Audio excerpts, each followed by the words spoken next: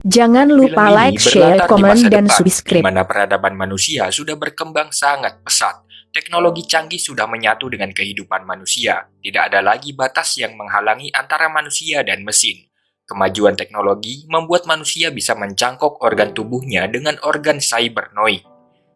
Kisah ini bermula pada suatu perusahaan yang bernama Hanka Robotik, suatu perusahaan raksasa yang didanai pemerintah untuk mengembangkan teknologi agen militer khusus dengan mencangkok otak manusia ke suatu tubuh robotik.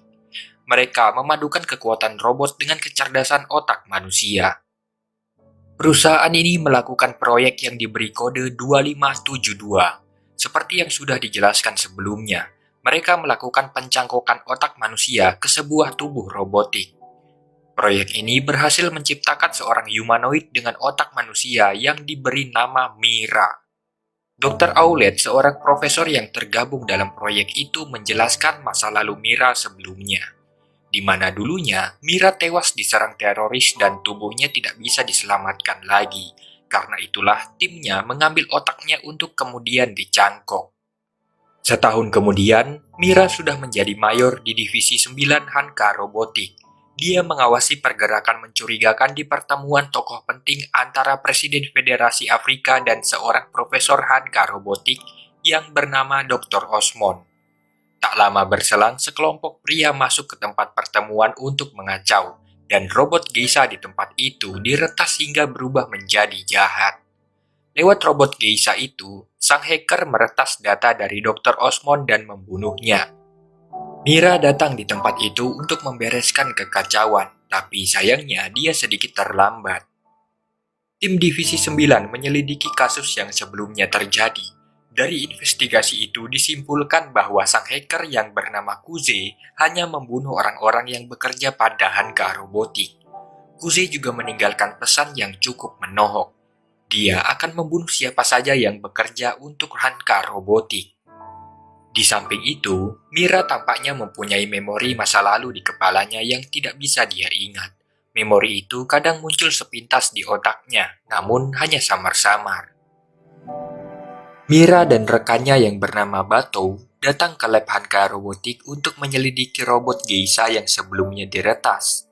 Mira mencoba masuk ke memori si robot geisha dengan taruhan dirinya bisa diretas balik oleh Kuze.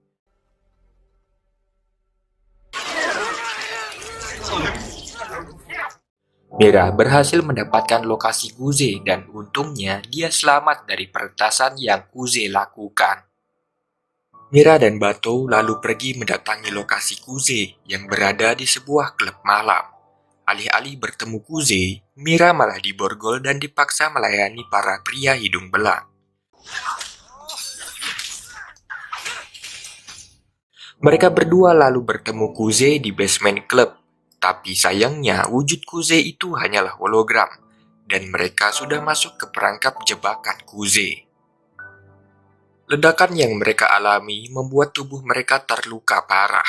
Mira berhasil dipulihkan, tapi Batou kehilangan kedua matanya yang membuatnya terpaksa melakukan cangkok lensa yang berfungsi mengganti matanya untuk melihat. Di sisi lain, kepala Hanka Robotik yang bernama Cutter mengancam ketua Divisi 9, yaitu Tuan Aramaki. Cutter akan menutup Divisi 9 bila Tuan Aramaki dan timnya bersikap ceroboh, karena sebelumnya membiarkan Mira untuk menyelam ke memori robot geisha yang sangat berbahaya. Beberapa hari kemudian, Kuze berhasil menyusup ke lab Hanka Robotik dan mencuri data salah seorang petugas lab.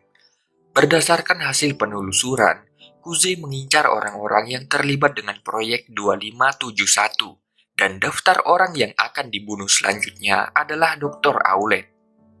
Kuze meretas dan mengendalikan dua orang petugas truk sampah. Dia menabrakkan truk sampah itu tepat saat mobil Dr. Aulet lewat. Tak berapa lama, Mira datang ke TKP untuk menyelamatkan Dr. Aulet. Salah seorang pelaku mencoba kabur, tapi Mira berhasil menangkapnya. Mereka lalu membawanya ke lab untuk diinterogasi.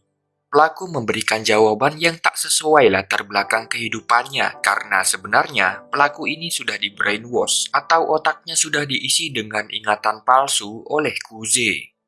Tak berapa lama, Kuze meretas dan masuk ke tubuh pelaku. Para tim berhasil melacak keberadaan Kuze berkat kemunculannya. Mereka kemudian menggerebek tempat yang dicurigai karena otaknya dinilai gagal menyatu dengan tubuh robotiknya. Dari kegagalan proyek Kuze, Hanka Robotik melanjutkan proyek mereka dengan membuat percobaan selanjutnya, dan terciptalah Mira. Jadi Mira bukanlah satu-satunya kelinci percobaan di Hanka Robotik. Ada banyak korban yang dijadikan kelinci percobaan oleh Hanka Robotik, dan para humanoid yang gagal itu lalu dibuang. Beruntungnya, proyek 2572 berhasil menciptakan humanoid sempurna yang sekarang diberi julukan Mira. Dapat disimpulkan, terciptanya Mira berkat beberapa kali kegagalan di proyek sebelumnya.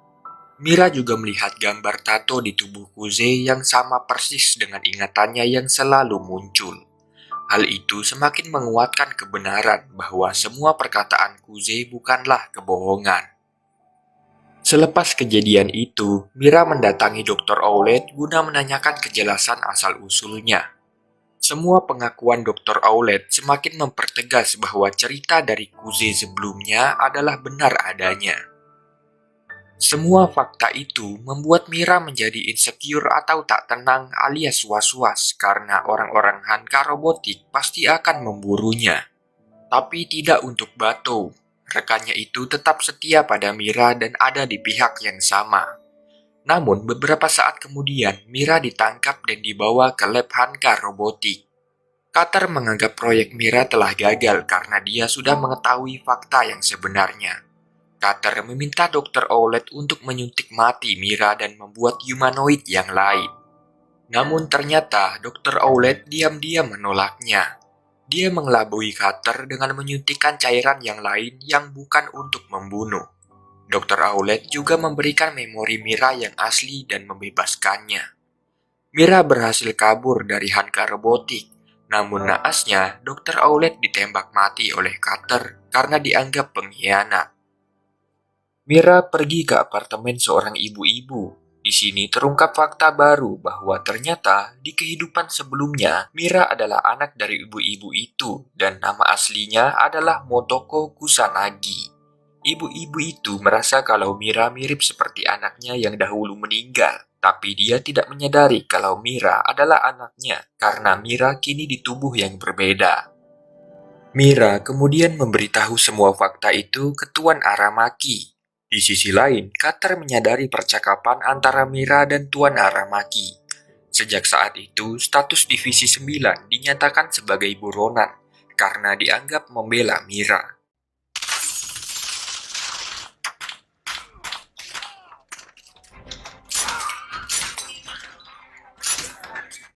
Para anggotanya diburu oleh Hanka Robotik. Mira pergi ke sebuah wilayah yang dijuluki zona tanpa hukum. Disitulah bangunan yang sering terlintas di ingatannya berada.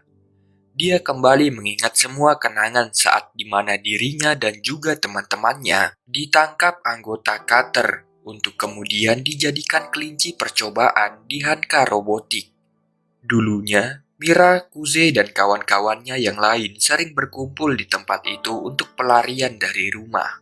Mereka sudah menganggap hubungan mereka layaknya keluarga. Tak disangka, Carter mengirimkan tank laba-laba ke tempat mereka untuk membunuh mereka. Tempat itu seketika menjadi medan pertempuran.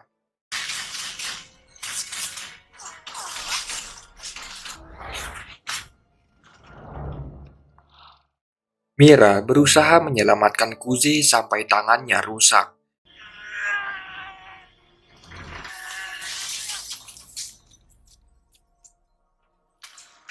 Tapi serangan belum berhenti di situ.